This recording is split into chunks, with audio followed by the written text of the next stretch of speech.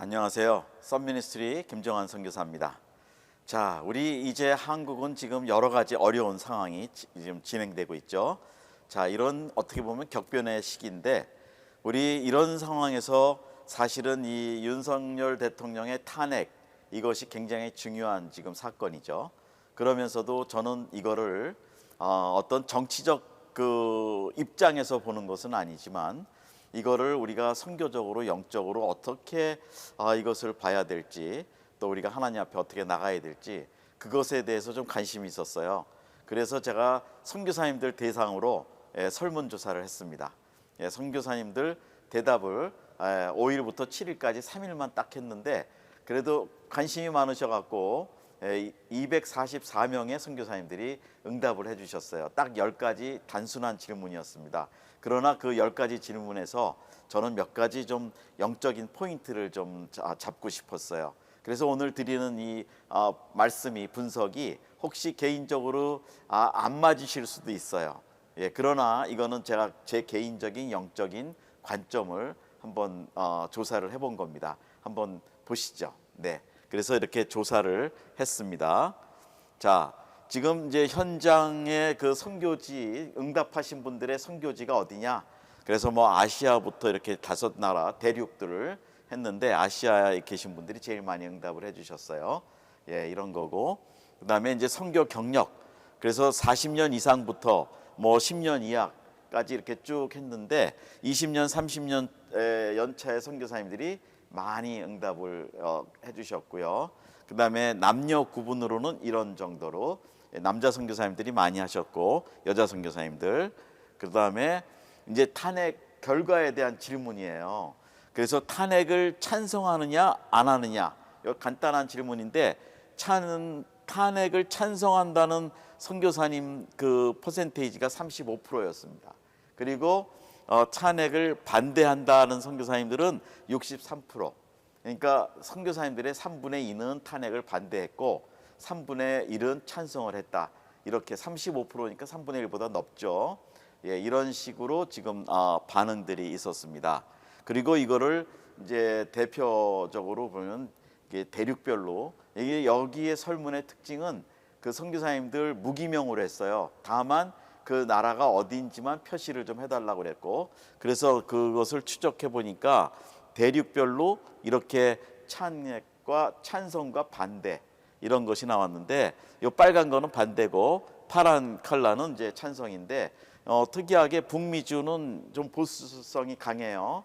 그래서 이렇게 나왔고 그 다음에 이제 이것이 과연 탄핵이 우리 한국 선교 성장에 미치는 영향은 이렇게 질문을 해봤어요. 그랬더니 별 영향이 없다 이렇게 얘기하신 분도 33%고 또 영향을 미칠 것이다. 그러니까 이제 부정적인 영향이라는 표현이죠. 여기도 59% 그러니까 60%가 이것으로 인해서 한국 선교의 성장에 부정적인 영향이 있을 것이다. 이렇게 대답을 하셨고 이것도 대륙별로 그렇게 대답을 하셨어요. 빨간 것은 영향이 있을 것이다. 파란 거는 영향이 없을 것이다. 이렇게 얘기를 했고 잘 모르겠다. 녹색이고 또 이것이 그러면은 이 선교 개인적인 본인들의 선교 사역에 영향을 미치는가? 그렇게 했더니 그 미칠 것이다.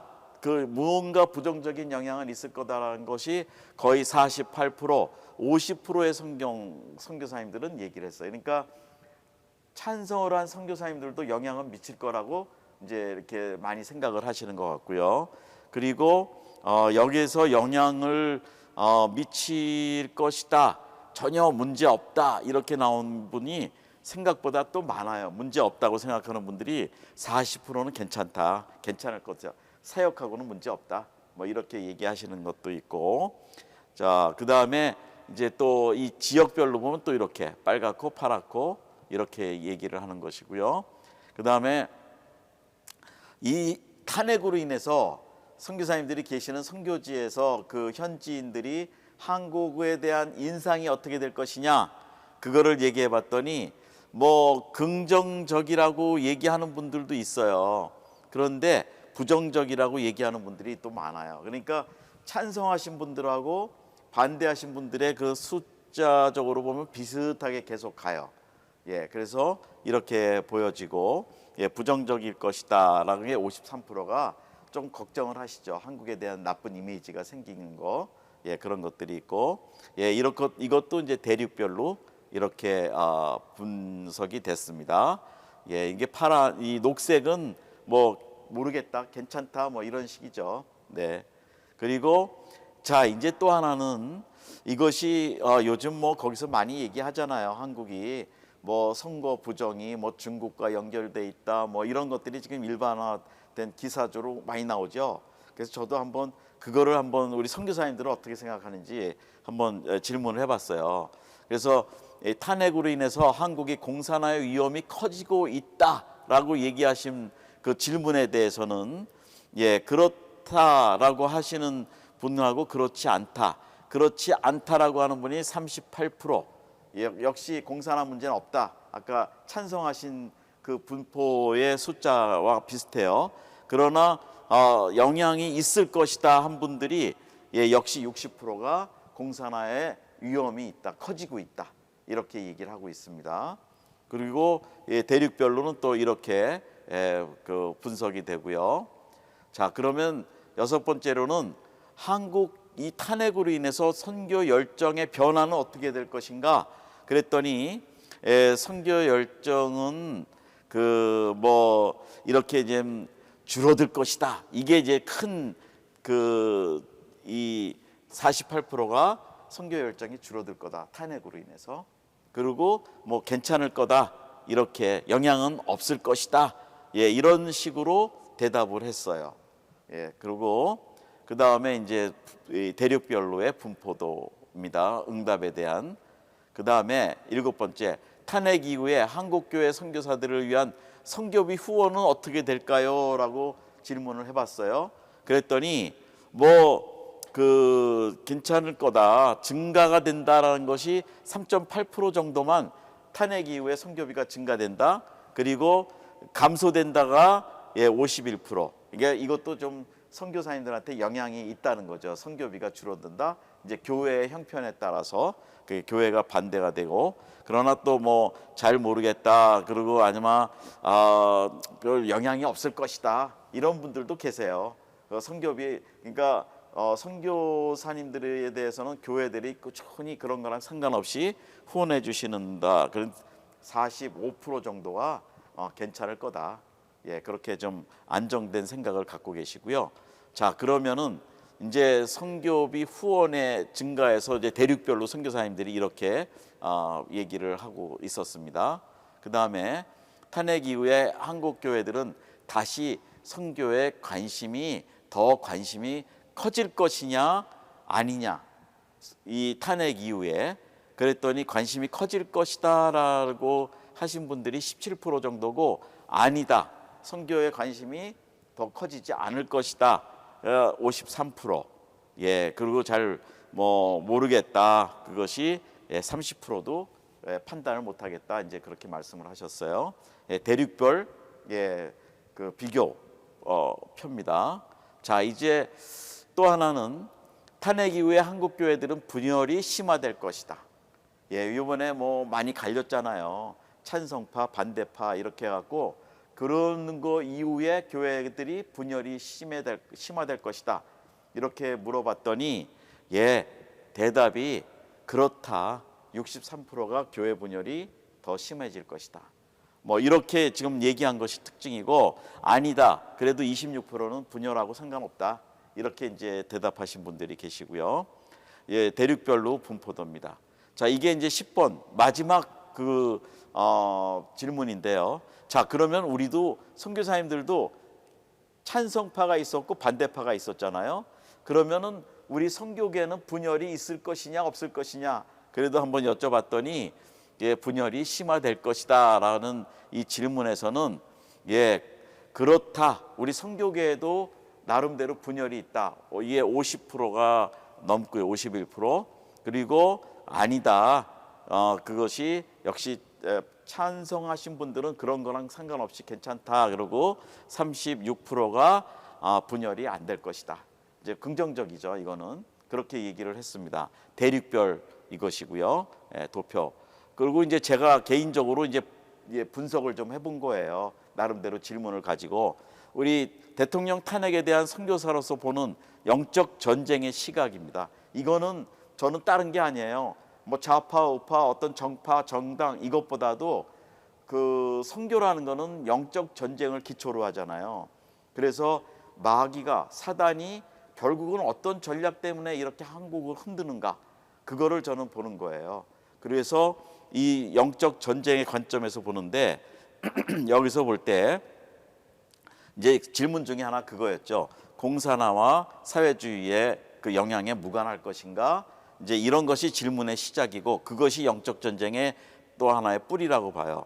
그러면 대통령 탄핵은 한국 교회를 허물고 선교를 허물려는 사단의 전략이며 영적 전쟁인가? 이거를 동의하는 분도 있고 안 하시는 분도 있어요. 근데 저는 분명히 이거는 영적 사단의 전쟁이다.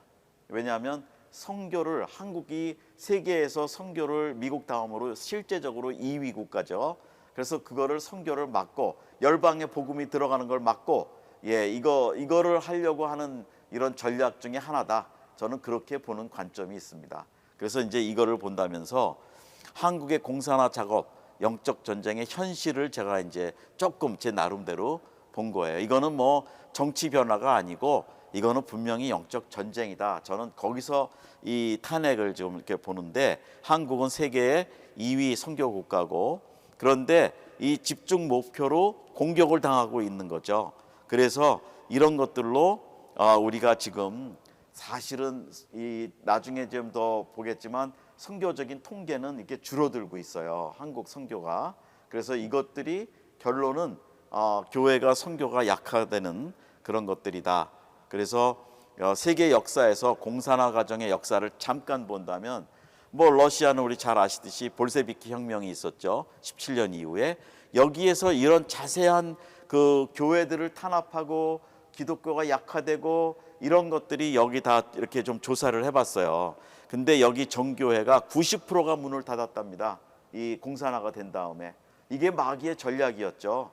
뭐 이런 것들이 있었고 그 당시 사실은 정교회가 이런 게 있었어요. 뭐 그렇게 좀 저도 책에서 봤지만 정교회가 어떤 것과 논란이 있었냐면 그 사제들의 이 복장이 컬러가 무엇이냐, 뭐를 할 거냐 이런 거 가지고 오히려 논란이 돼갖고 그 정도로 이슈가 됐는데 그게 교회가 약화되는 아주 정치적으로 또 그런 문제가 좀 있었는데 그렇게 되다 보니까 교회가 진짜 해야 될 일들을 못하고 그렇게 하다 보니까 그 공산주의 혁명이 일어나서 그 무너졌다는 거죠.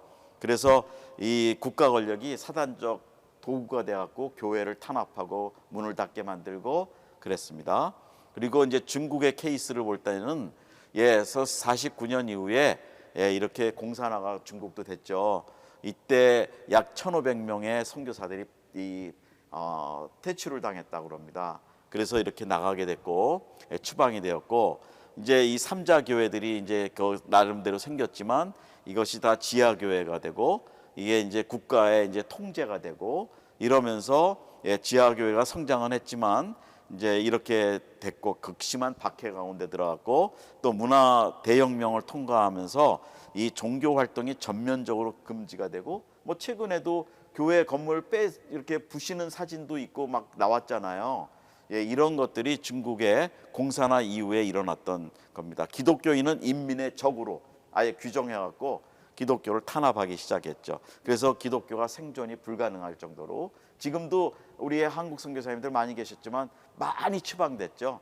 주위의 나라로 많이 나가셨는데 이런 것이 공산화의 이제 특징이었습니다. 그리고 동유럽의 공산권 국가들도 이렇게 로마니아, 체코슬로바키아, 뭐 폴란드 이런 데도 다 루마니아는 청소년 성경 교육 금지가 됐고 신학교 입학 제한이 됐고 체코슬라비아는 뭐 반사회주의적 이념으로 몰아서 교육 과정에서 이거를 폐쇄하고 강제 노동 수용소로 보내고 뭐 폴란드는 캐톨릭이 강했지만 역시 그것도 많이 탄압을 받았습니다.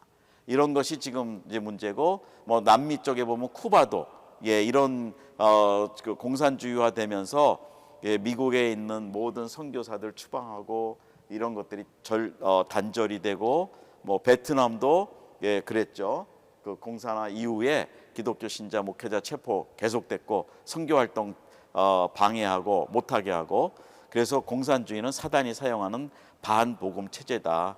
이제 저는 지금도 그렇게 믿습니다. 지금도 세계적으로 이게 공산주의 국가들은 기독교를 반대하죠. 네, 그렇게 유물론, 무신론 이렇게 얘기하는데 이것들을 보면서 우리 한국은 지금은 괜찮지만 인케이스 어떤 정치인이 들어오느냐에 따라서 또 사회주의 식으로 정치가 변화가 되고 그렇게 되면은 당연히 교회는 약화되게 돼 있습니다. 법으로 통제가 심하게 돼요.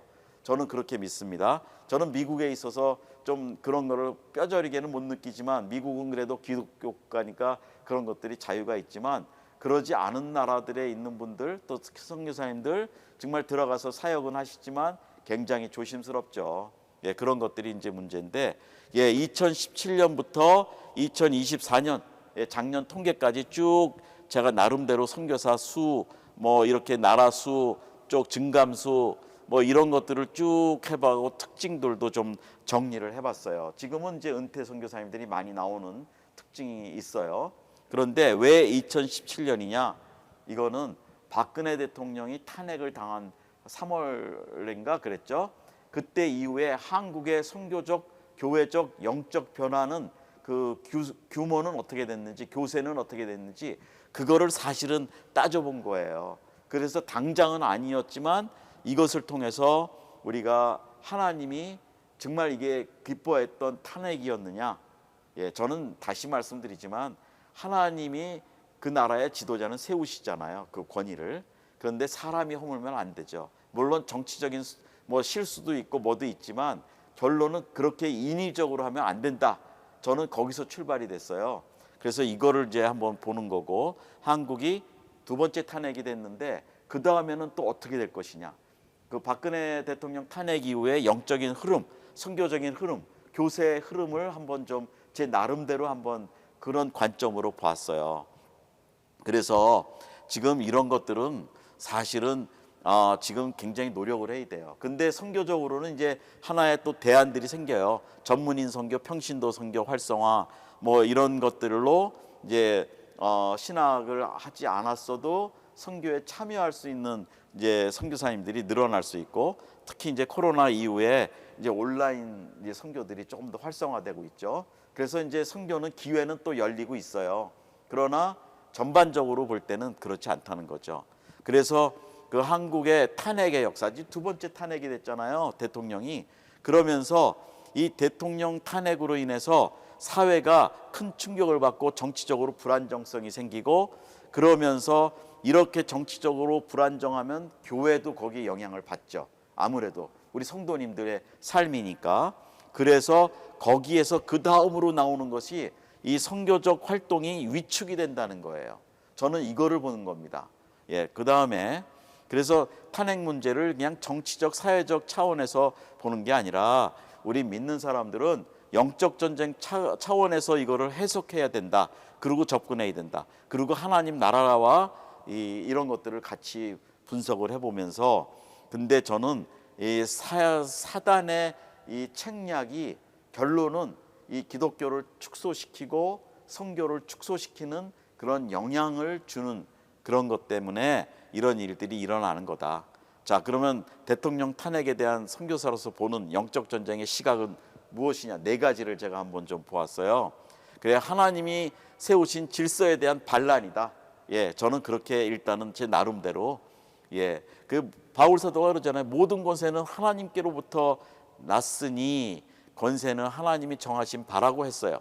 근데 이거를 사람이 투표로 뭐로 그 이걸 허문다는 거는 특히 우리 한국 교회가 지금 뭐 통계를 보면은 좀 얼마 전만 해도 뭐 1,200만, 1,000만, 뭐 800만, 근데 최근에는 또 700만으로 됐다 그러고, 뭐 어떤 분은 좀 극단적으로 이렇게 말씀하시는데 400만밖에 안 된다 그러고, 뭐 이런 또 얘기도 있어요. 그거는 저는 뭐 정확한 통계가 아니기 때문에 믿지는 않지만 이게 그만큼 약해지고 있다. 예, 그런 거고 하나님이 세우신 질서를 허물면 안 된다. 예, 그리고 두 번째로는 사단은 선교하는 나라를 가장 집중적으로 공격한다. 한국은요 공격 대상의 1호입니다. 미국 1호, 그다음에 2호. 근데 실제로는 한국입니다. 예, 그 선교사와 나라와 그 규모로 볼 때는 실제로 비교해 보면 한국이 1위예요. 그래서 저는 이렇게 지금 두 번째 시각을 갖고 있고요. 이게 전략적으로 공격을 당하고 있다. 세 번째로는 한국 교회의 기도력이 약화되고 영적 민감성이 저하를 시키는 그런 일들이다. 정치에 관심 있다 보면은 그 진짜 하나님 나라의 관점에서 기도를 못 하죠. 그렇게 되는 것이고, 그래서 이런 것들을 우리가 좀 잘 그 선교의 본질은 모든 민족에게 복음을 전하는 것이 사명인데 교회의 가장 중요한 중심 목표고 과제인데 이런 것들이 그것이 다른 이슈로 밀려나는 거예요. 사회적 이슈로. 그러니까 이것이 마귀가 하는 짓이다. 선교사 그 다음에 이제 결과적으로는 선교사 파송수가 적어진다는 거예요. 지금 줄어들고 있어요.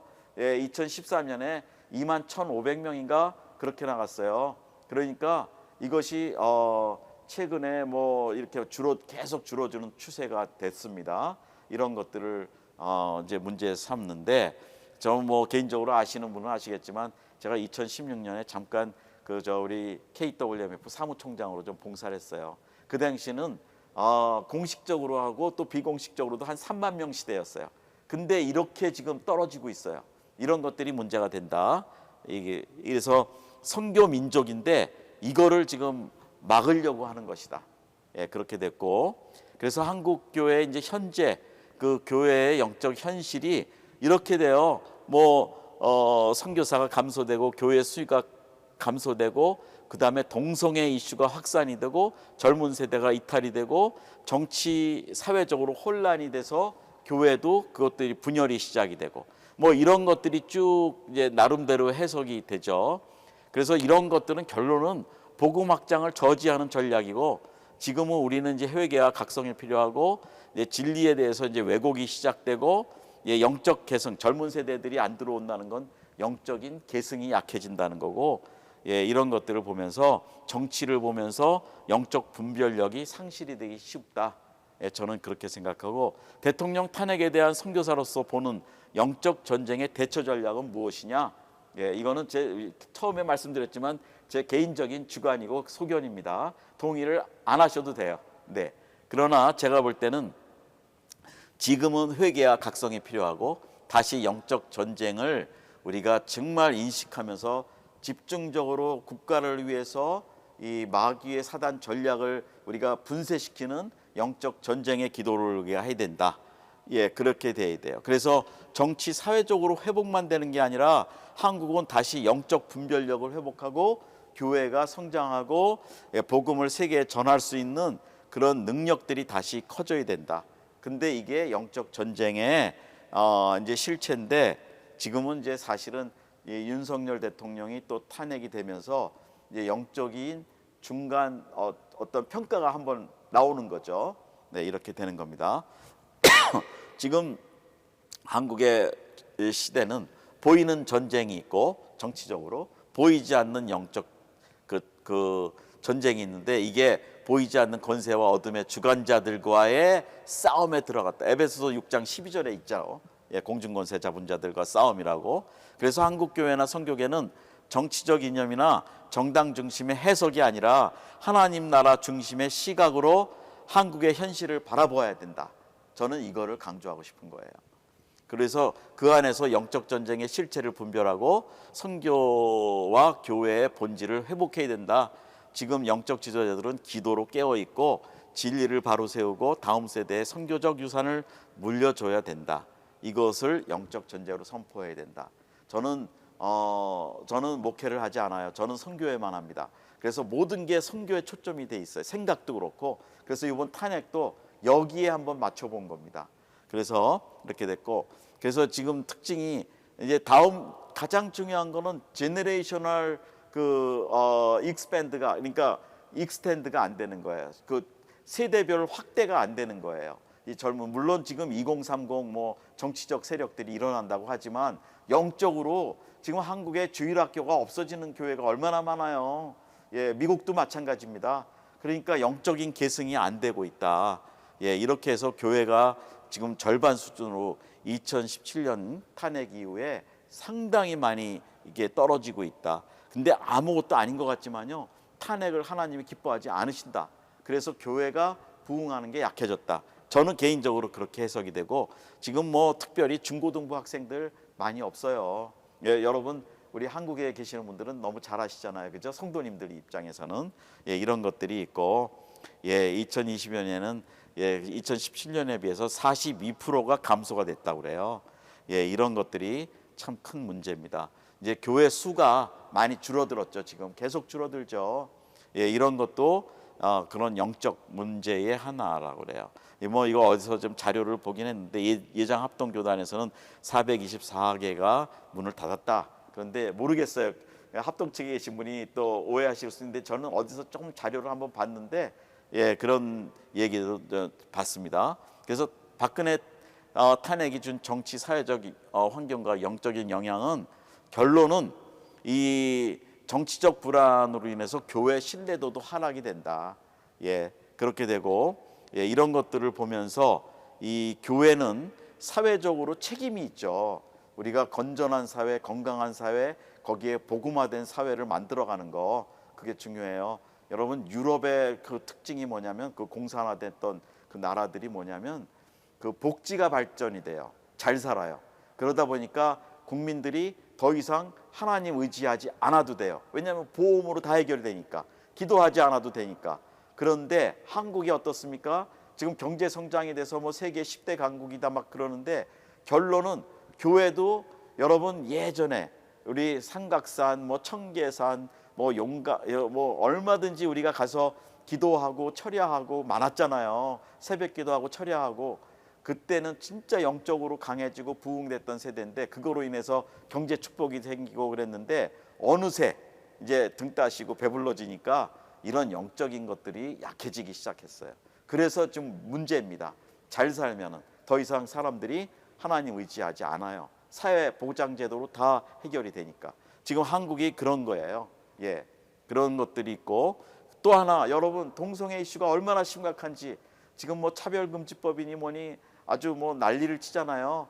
미국은 오바마 대통령이 동성 결혼 합법화 시켜버렸죠. 예, 그거로 인해서 얼마나 지금 무너지고 있는지 몰라요. 그 2세들이. 저도 2세 사역을 20년 이상 했어요. 근데 그 당시는 마약이 중심인데, 지금은 이제 동성애는 이제 그냥 뭐 아무렇지도 않아요.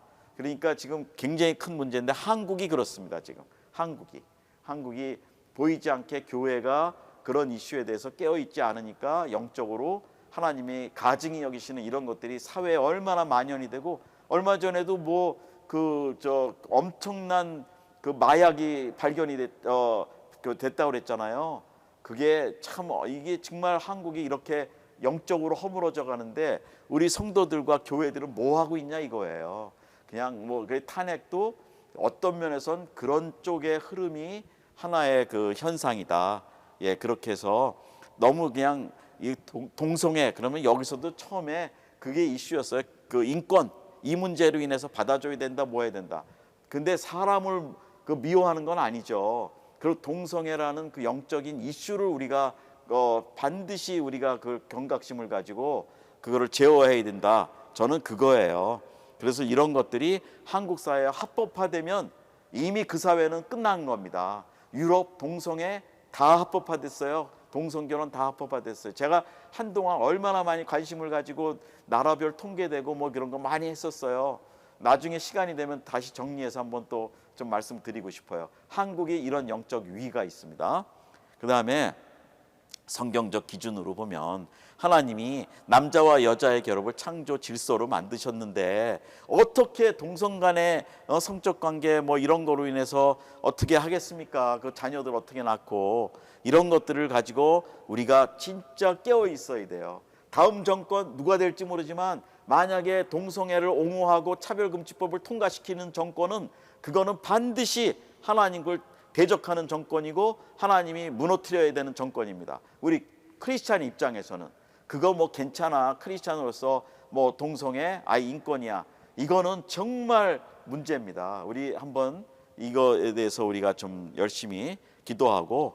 근데 이 진보적인 신학자나 교단들이 있을 때는 이거를 인권이라는 이름으로 포장하고 막 그냥 그래요. 지난번에도 시청에서 뭐 그 퀴어 축제할 때 어떤 목사님들이 나가서 축도하는 게 사진에 나오더라고요. 세상에 이게 말이 됩니까? 그 저 하나님의 종이 신학한 사람들이, 성경을 배웠다는 사람들이 어떻게 하나님의 창조 질서를 그 이해를 못하고 이렇게 하느냐 이거죠. 예. 그 다음에 이제 이것이 살살 동성애는 다른 게 아니라 이제 스물스물 스며드는데 영적으로 사회에 침투가 되는 거예요. 교회 안에도 침투가 되고 이러면서 이게 영적인 경각심이 허물어지면 결국은 언제 그것이 어떻게 나오냐? 교회 감소, 선교 감소. 하나님이 기뻐하시는 선교 사명의 민족인데 우리 한국 민족이 언제 그런 걸 하겠어요?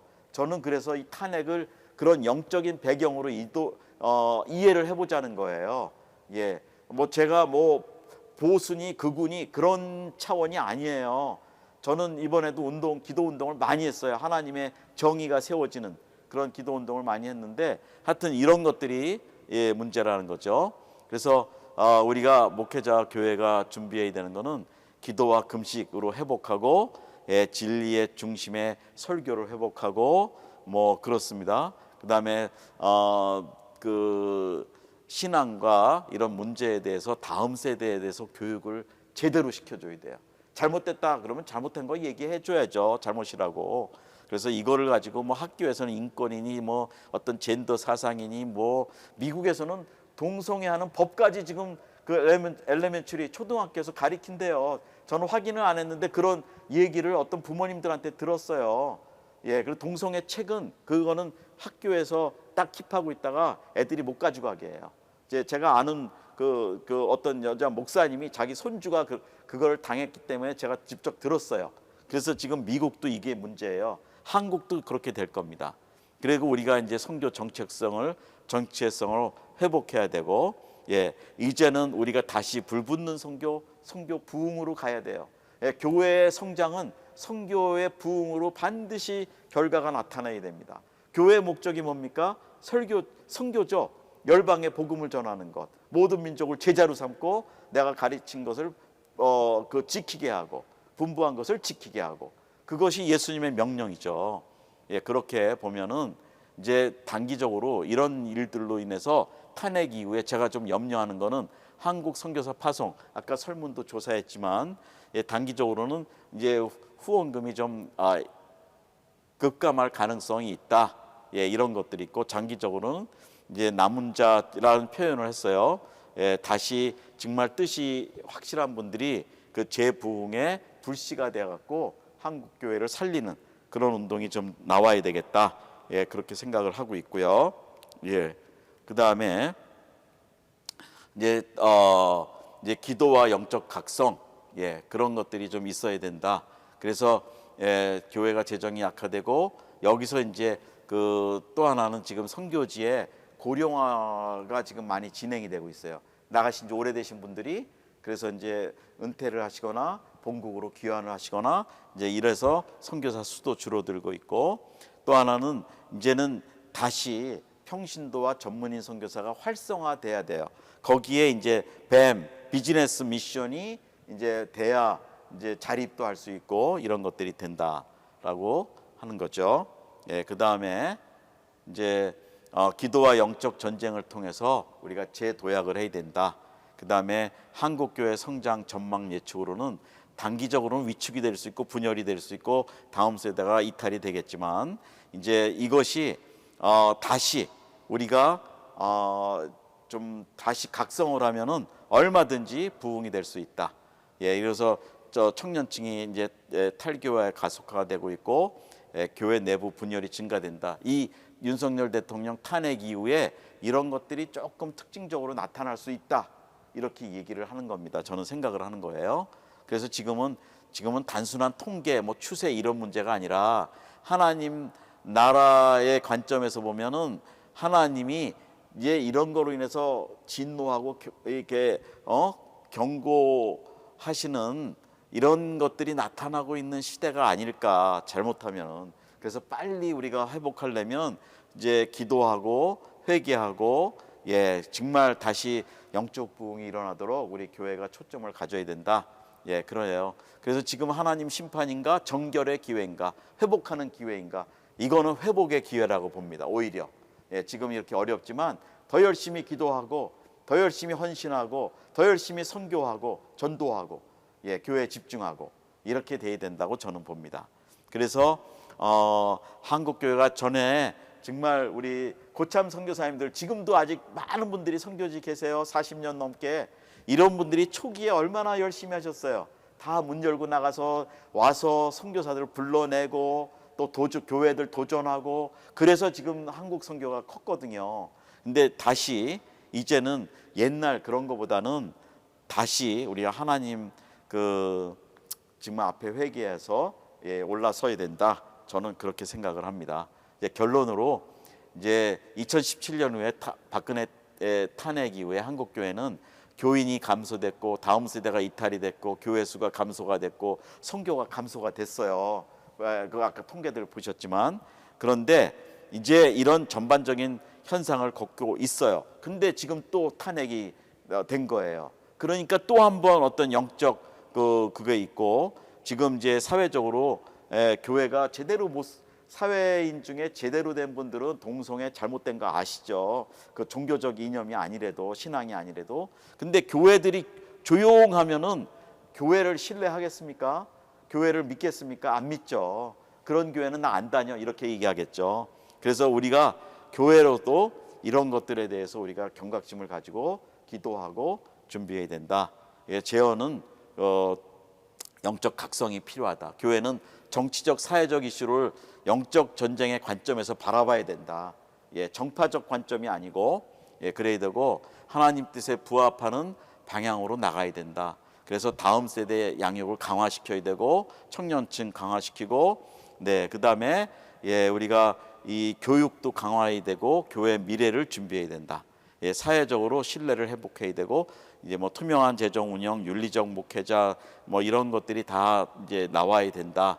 이제 그런 식으로 저는 생각을 해요. 그래서 여러분, 제가 이제 잠깐 뭐 말씀드렸는데 처음부터 말씀드린 건, 이거는 제 선교사로서 예, 선교를 제가 39년째 해요.